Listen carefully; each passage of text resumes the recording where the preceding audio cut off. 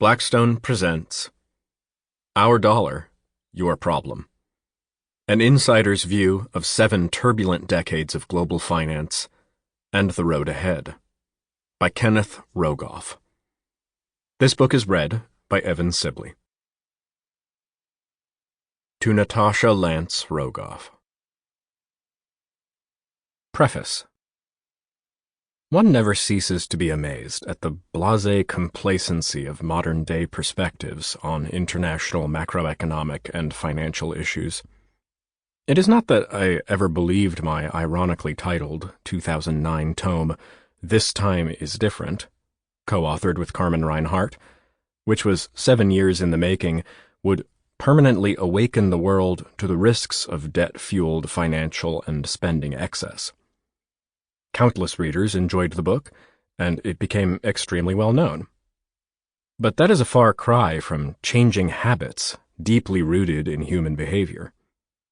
Still, it was surprising how quickly new This Time is Different stories replaced ones that had just crashed and burned in the global financial crisis. Now that economists understand inflation, it will never again be a concern.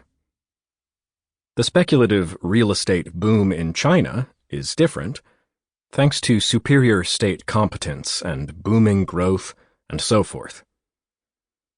Academic economists also came up with one theory after another on why real, inflation-adjusted interest rates will remain ultra-low forever, giving governments the green light to ignore any risks arising from very high debt.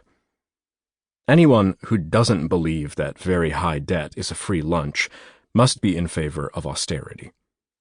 With cryptocurrencies, the nuttiness goes in both directions, including those who think they will supplant the dollar and those who think Bitcoin is a scam.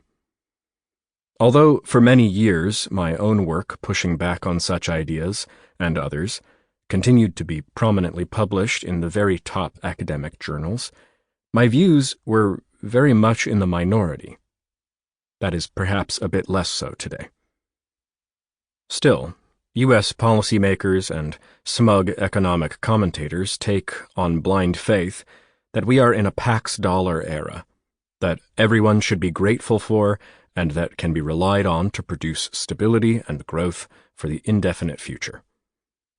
Most of the world, even America's friends, do not necessarily share this perspective, which will eventually be a problem, especially given the challenges that the United States faces in keeping its own macroeconomic house in order. Sample complete. Ready to continue?